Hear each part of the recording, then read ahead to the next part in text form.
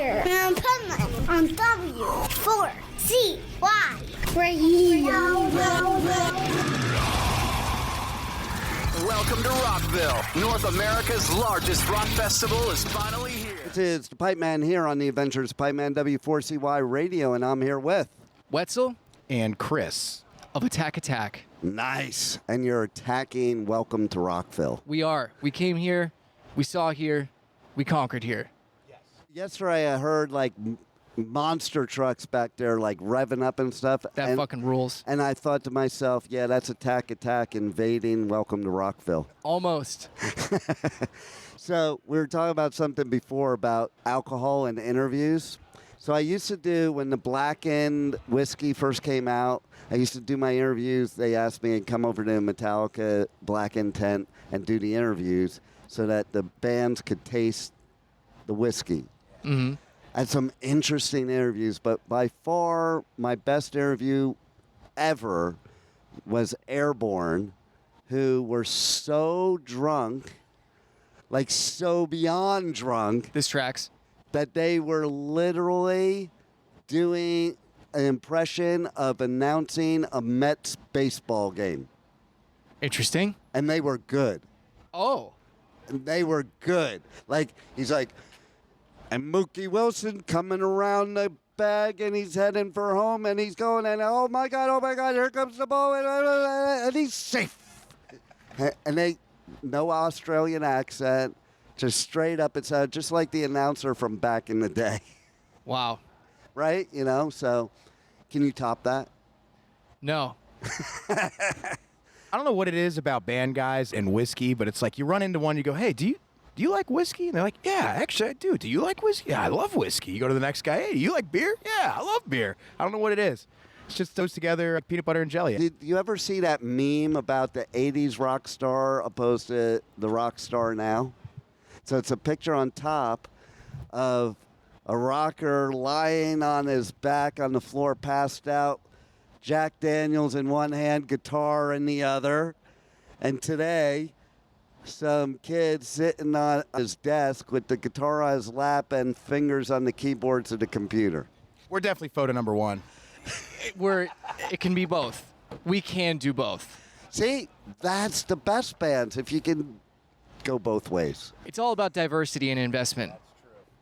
So tell me about the evolution of your music now for Attack 2, because it's pretty badass. And what I really love about it is it's unique instead of sounding like everybody else now, not like you guys ever did. But I find a lot of the music nowadays, like there's this algebraic equation. You can play it just like this, especially like in the metalcore. And it's like, no, I think an artist should just express themselves any way they want. Honestly, it's a hard thing, and we've put out 3 EPs since 2020. We also went on this quest of rediscovery, right? Yeah. And it's really, really easy to get in your head about stuff. You're trying to figure this thing out, and you miss the obvious. And so we put out a couple of different EPs. We started working with different writers, and we're just trying to figure out what is this? Does this even belong? What are we doing? What do we want? Really, is what it comes down to. It's like, what do you want as an artist? And there's a million different things and pressures and situations that come from the outside. And then we finally hit this point of just realizing and remembering, what was it about us in high school that made this work? What was that X factor? And what it came down to was we started working on Dance. We got the work tape for that. I got 10 seconds into that thing, and I was like, this is it. We did it. Nice. We found it. And you know what? It was us just abandoning everything else and going back to Attack is a chaos brand, right? It's a chaos band. And the way that it got that way was in the early days, I remember sitting in Caleb's parents' basement writing Stick Stickly with the other guys, and the entire universe did not exist outside of that room. Right. We were just writing music that we wanted to hear. And it's a very simple thing to say now, but like it's so hard to come back to that. Yeah. And we finally got to this point of our motto for this whole record was, it's just not that serious, right? And we just need to get back to this point of we're in our 30s. We've got jobs. None of us need to be an attack, but it has something for us. And what we discovered was this is the outlet, this is the creative outlet for us to just do whatever the fuck we want. and to write the music that we want to hear. And we don't have to explain ourselves. We don't have to justify it. We don't have to have, there doesn't need to be a reason. It's just, this should be fun, and we should have a really good time, and we should be sitting in the studio, as we do, and we just yuck it up, man. We're laughing, we're drinking beers, we rope in other writers, and we're like, no rules. What do we got here? We're grabbing random samples from Splice of elephants trumpeting and random shit. We're like, how do we make this work, right? And so that's just, we reached that point of finding that very uncomplicated spirit of, because that's what we want. And I love that you're saying that, because, first of all, if you're not having fun doing this, you're in the wrong business, okay, number one. Number two, I think you do have a little different attitude when you do have jobs and you do have a way to support yourself to where you can sit and say, fuck, I don't have to listen to anybody because I'm doing this for fun, and whatever happens, happens. Right. And that was it. It was just rediscovering that spark of, we're doing this because we love it. Just Right. We're passionate. We care.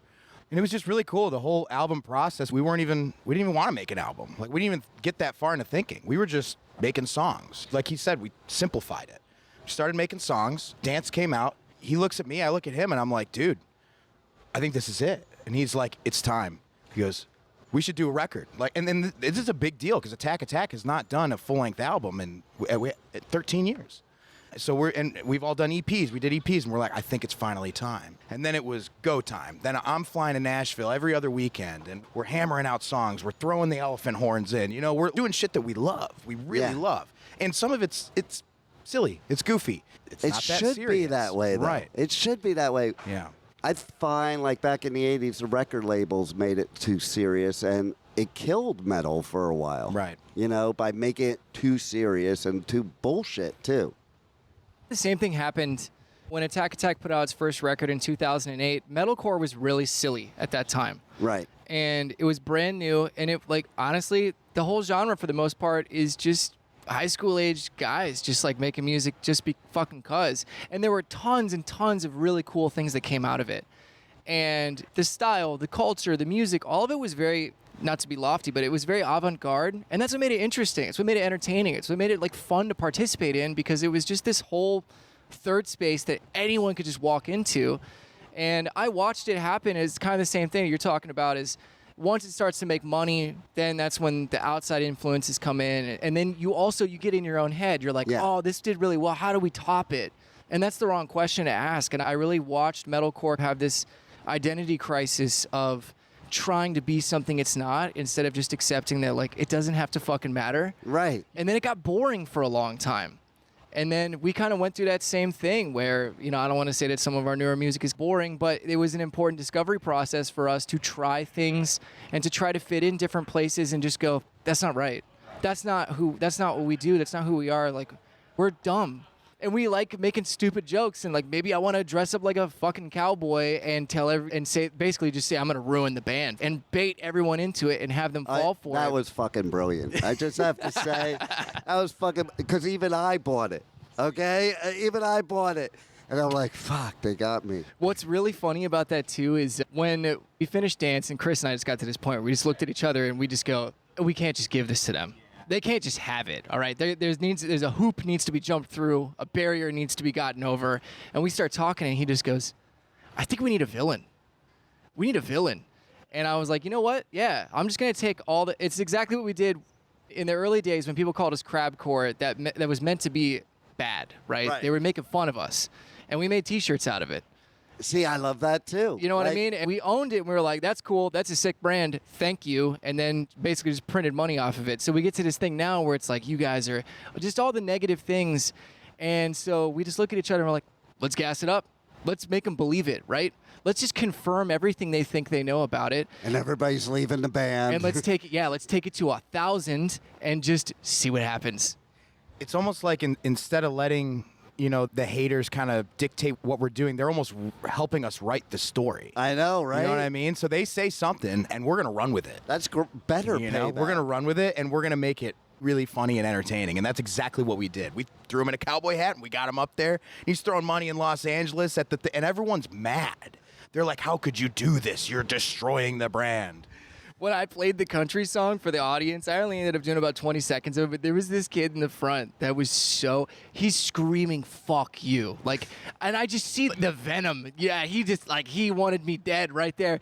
And I'm in cowboy boots. I got the hat. I got that bedazzled boot bolo tie and shit. And I'm throwing money out there. And it also was funny because half the audience caught on immediately. They're just dancing, and then the other half, I just see this insane look of horror, anger, yes, just bewilderment and anger. And then I stop it and I'm like, all right, we got the content. Do you guys want to hear the actual song? Because it's nothing like this, and we got Will Ramos on it, and I want to see that fucking pit open up. And we play that, and I just watch the demeanor change instantly. Right. And that's when I'm like throwing the money, you know? I'm like, yeah, come on. This is cool. I just think that's fucking brilliant. Like, it's like, I listen, fucking with people is my second language, okay? And so I see something like that, and I'm like, that's fucking brilliant. Like I said, it got me too. Hey, it was entertaining, wasn't it? For it to get me, that's pretty good. You did a good job. What's even funnier, too, is when we launched that campaign, the other guys in the band, they're getting literally hundreds of messages. They're getting phone calls, text messages, DMs of people like, oh, my God, I'm so sorry. Like, are you okay? What are you going to do? And I knew that this was really working when, I'm not fucking kidding you, nobody reached out to me. Nobody. Oh, like, man. Actually, two. And we're talking my longtime friends, people that really know me. 2 people were like, what are you up to? And I told them, and they said that they're like, you're evil. That's so evil. I love it. But yeah, it was like crickets for me. And I was like, I looked at Chris and I just go, I think it's working. Right? Once it was up and we're like messing with you, obviously, we have the line. Then he's getting like blown up by everyone. He's like, man, I thought you were having a mental breakdown. And that's like exactly what we wanted people to think. Right? You know? So it worked flawlessly, and it was a lot of fun to watch. It is funny, too. Okay, so on my live radio show, I have the alter ego Pipeman. Right. You know, and I just laugh of how much shit people believe. Like, no matter what I say to them, okay, it doesn't matter.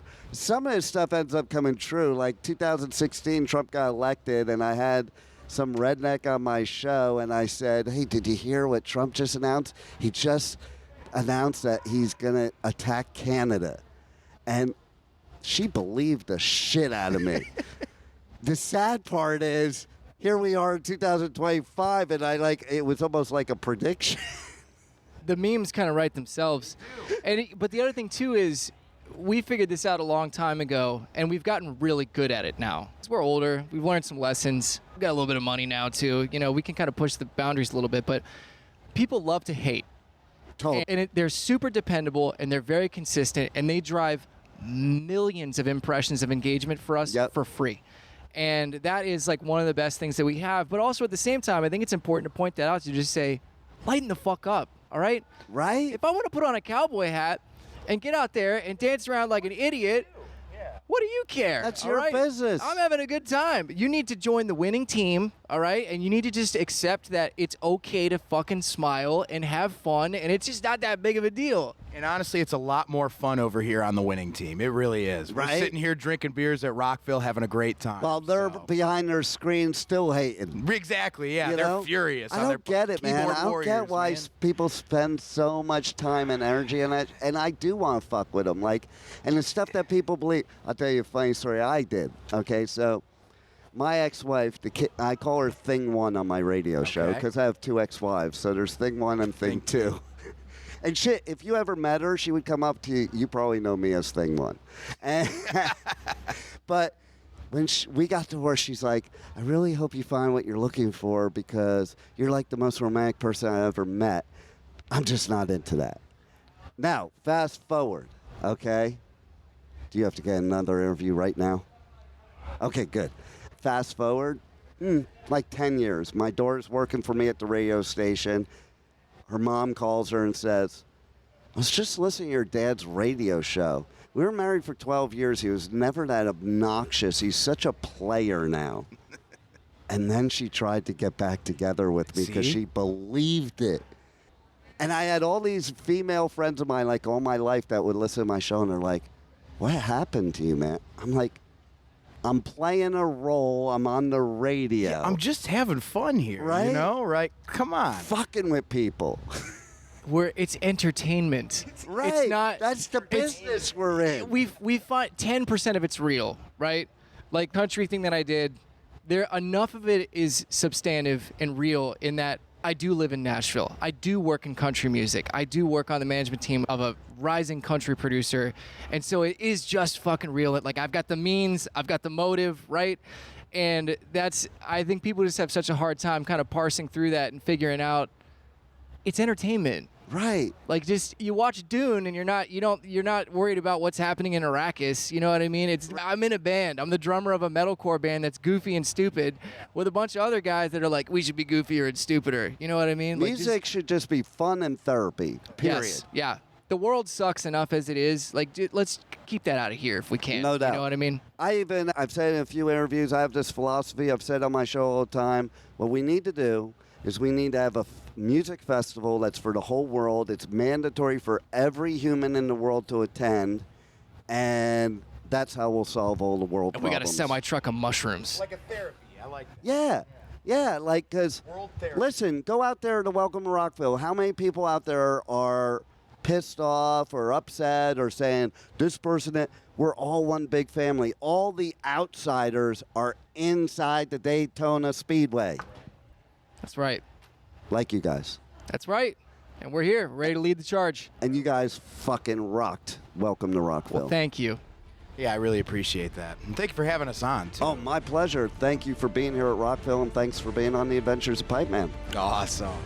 Thank you for listening to the Adventures of Pipeman on W4CY Radio.